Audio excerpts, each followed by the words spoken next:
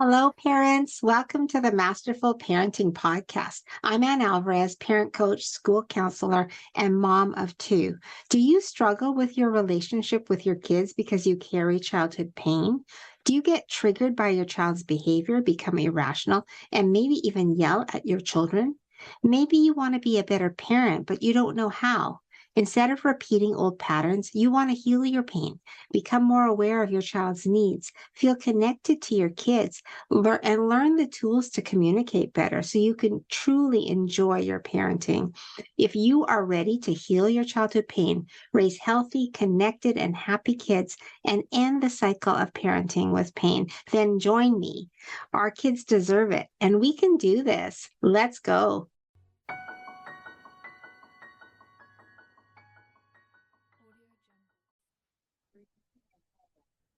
Hello, parents. Welcome to the webinar on fostering healthy relationships with our kids for the school of humankind. I'm so excited to help you parents with talking about healthy relationships and how we teach our children healthy relationships. I want to tell you about me. I am Anne Alvares. I'm a parent coach, a school counselor, a teacher, and the mother of two boys, ages 14 and soon to be 25. And my passion is to help parents break the cycle of their childhoods and learn how to be relational parents. So, why don't we know what is healthy? A lot of times we don't know because we did not experience healthy relationships in our childhoods. Maybe there was yelling or shouting or talking badly about us. Maybe there was emotional abuse, punishing, controlling, directing, ignoring, the silent treatment, or not listening, carrying burdens of our parents, which is parentification, or physical abuse, spanking, physical isolation, dragging, or using a tool to hurt someone. So it's a matter of learning that those things that we learned, that we experienced in our childhoods, were actually not healthy, and that we can do things differently with our own children. So relearning what is healthy. So we have to build awareness of when we are being unhealthy. And we have to understand what is healthy and what isn't. So, first of all, awareness is the key to changing the patterns in our childhood. And we need to ask ourselves, how did it make me feel when my mom and dad yelled at me, or when my dad ignored me, um, or no one came to see me when I was crying and upset, or when my parents talked badly about me to other people or compared me to other people? How did that experience affect me? How did I feel in that time as a child? And how do I want my children to feel? What do I want them to experience? And we can give our kids what was missing in our childhood and keep the things that were good. So maybe some things that your parents did, maybe traditions, or uh, maybe your parents were very loving to you, but had very high expectations. We can keep what was good and what felt good in our childhoods and continue those with our kids, but replace or change the behavior that was unhealthy. So, what is healthy? How do we know it's healthy? Okay, so I would say there are three components to every relationship. For a relationship to be healthy, you need to have all three components. Even if one is missing, then chances are that the relationship is not healthy. And so the first one is to be seen. We cannot ignore people. I know before we were taught, maybe when we had kids, that just ignore the bad behavior, or if they're crying, just ignore them. But actually, now we know that when we ignore and do not meet the needs of our children, that it actually brings insecurity to them and could make behavior worse. So to feel seen is to be acknowledged for your presence in the family. Hello, honey, how are you? How was your day at school, right? We greet our child.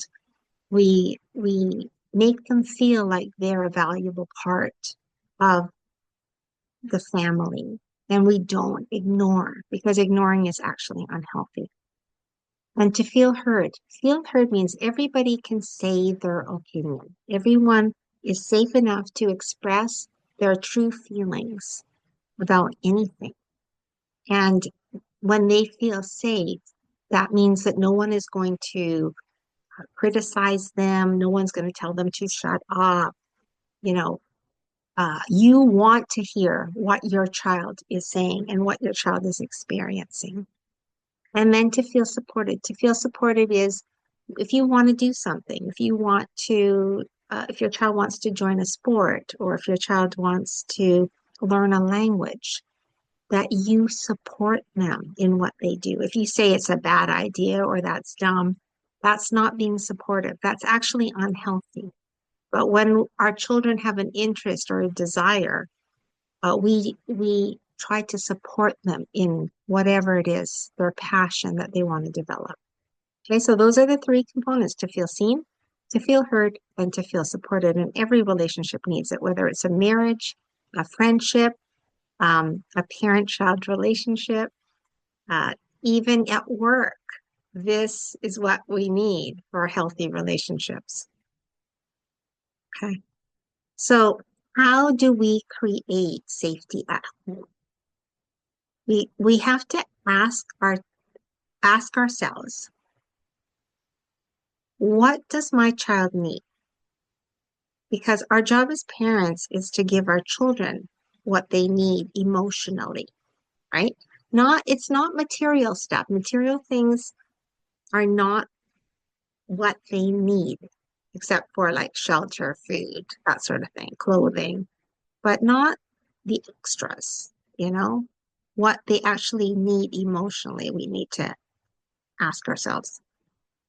We need to ask, how am I feeling about these things? Am I afraid? Am I overprotective? Am I too emotional? Because our children will not talk to us if we are any of these things. If we are too emotional, if we are always imparting fear, if we are overprotective of them, then they don't want to tell us because, oh, mom can't handle it, dad can't handle it. They're going to fly off the handle. They're going to lose it, get angry. I can't tell them how I really feel about things or what I'm thinking. So, in order to create that safe environment where our children come to us and tell us their deepest um, concerns and their worries, we have to create safety. And the way we do this is we listen. I always tell parents, you should be listening, talking less and listening more. Talk less, listen more, especially with teenagers.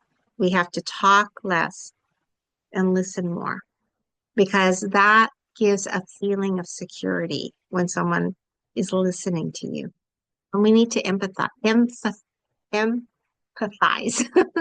Empathize basically means is I feel your struggle, your worry, your fear. I feel what you are feeling. Okay. I understand that it's scary to talk in front of the class. I understand that the field trip scares you because you've never gone snowboarding before. Something like that, right? So we're empathizing as we are validating their feelings. And then we offer support. And offering support is, I want to help you with this. It's a simple message, right? Can I help you with this? And then we problem solve together with our children. Actually, problem solving with our kids is healthy and it also builds their confidence because now they get the message that they can problem solve this. and we can help them with it. So problem solving looks like how can we make things better? What would make you less scared to go on the field trip? Um, what would help you to talk in front of the class? Do you want to practice with me your speech before you say it in front of the class? This is problem solving. We ask them, we invite, and then we let them speak to us and tell us. And we have to remember, parents, that our words have power in our children's lives.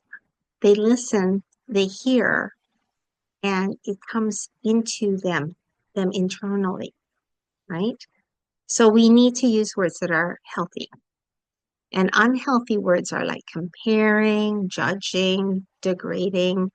How come you don't know this? You're this age already, you know, um, that's degrading.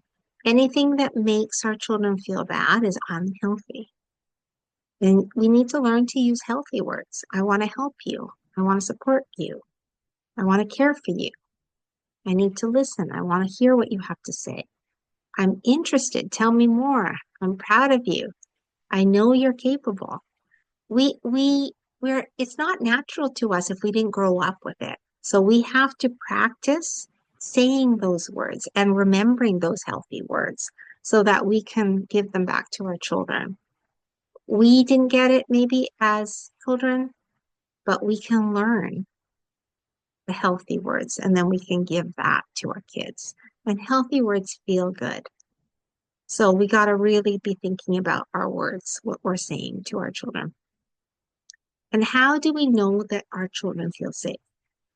We ask them, do you feel comfortable sharing that with me? Do you want to talk about it? We observe them. If they're always hiding in their room or on their phones and they don't really want to dialogue with you, then that could be an indication that they don't feel safe enough. And then we have to listen to the words they're saying, because if our kids feel safe, they will tell us the truth. They will say, Mom, you're always so scared whenever I tell you. I didn't want to tell you, you know? Um, they will talk to us if we listen. We don't interrupt them and we don't judge. Okay, that's creating safety. All right, blaming. I want to talk about blaming versus problem solving. Blaming is unhealthy. You know? So you didn't do the dishes, you know? Um, it's all your fault that we don't have any clean dishes, or um, you broke the vacuum cleaner, right? This is blaming. Maybe they did break it, but we don't need to blame. Instead, what's healthy is problem solving. Okay, so now we don't have a vacuum cleaner because you broke it.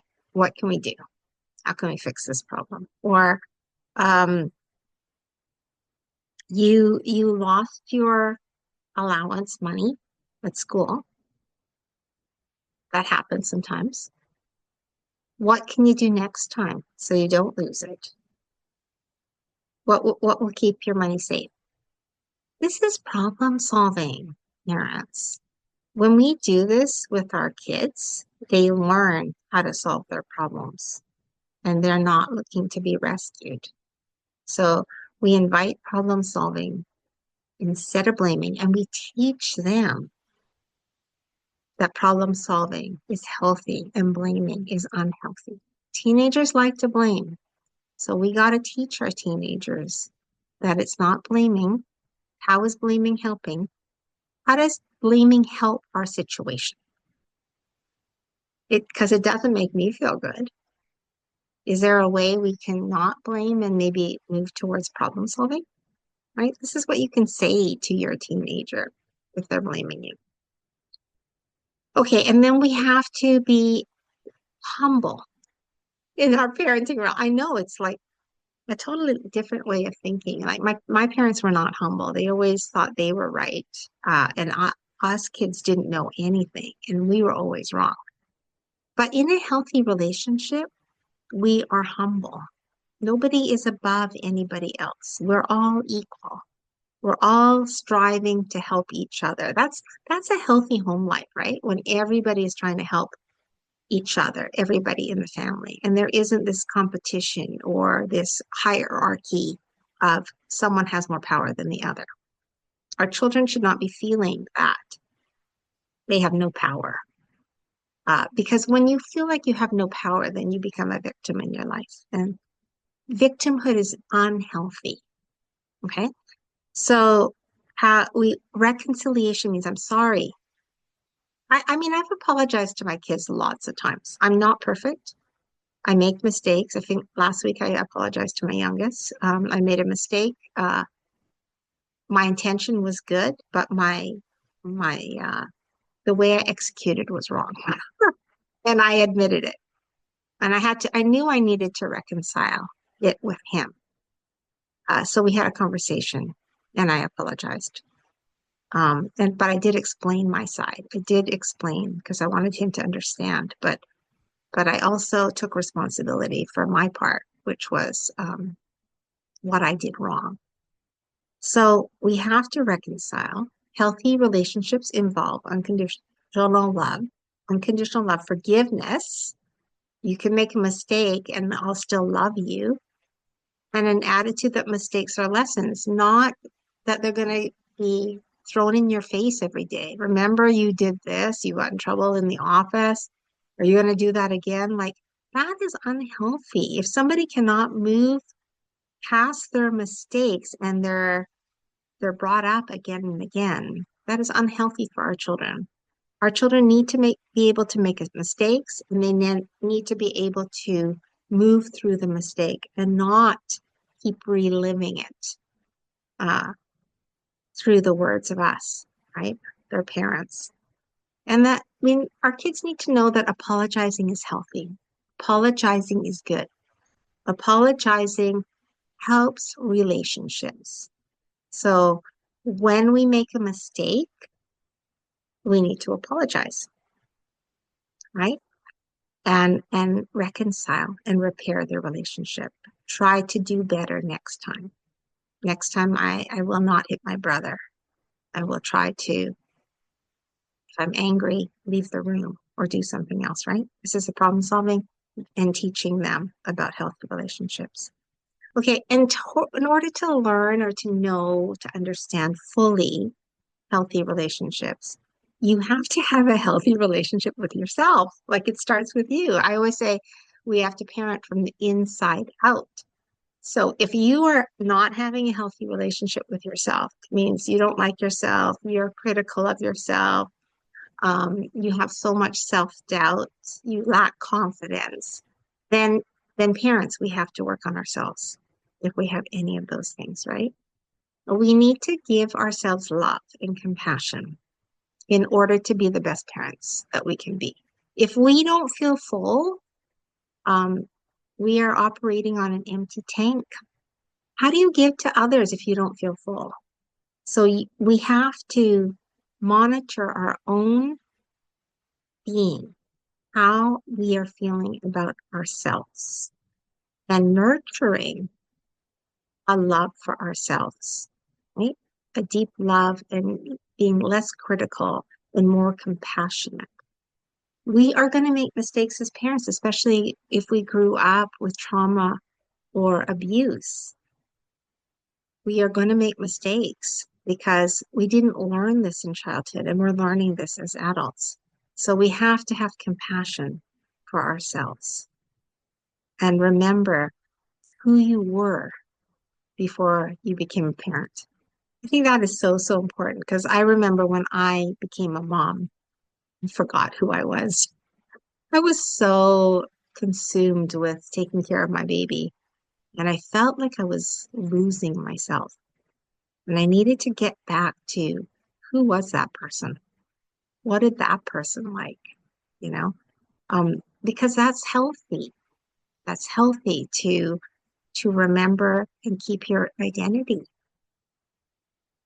So remember the passions that you had before you became a parent. and foster those. I'm telling you, a passionate parent, a parent who's living in their passion and their purpose, feels good about themselves, feels good about their life, you're going to be a great parent. You have so much more to give to your kids when you are comfortable with yourself and comfortable with your life, excited. You still have big dreams and you still want to move forward and plan for your future.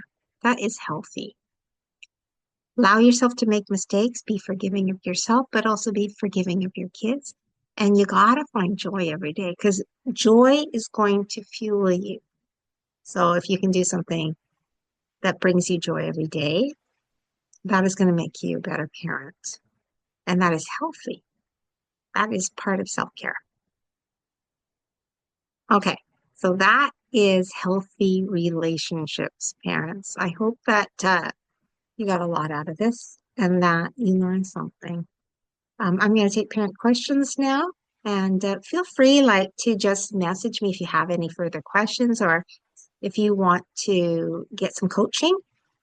If you want to take a look at my course is Healing Your Childhood, and we go through connection and communication. How do we connect and how do we communicate with our kids?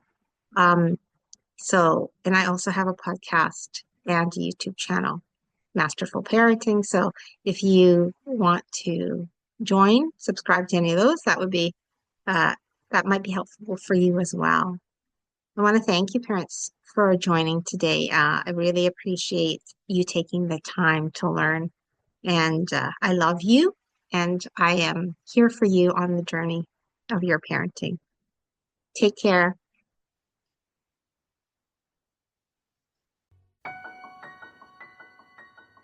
If this podcast inspired, blessed, or changed you in any way, I would love for you to share this with your family and friends on your Instagram page and tag me at Masterful Parenting. And join my Masterful Parenting Facebook page or DM me for more parenting support. And I will meet you here real soon. Remember, be relational with your kids and you will see a change. Love to all you parents out there. Let's change the world one parent at a time.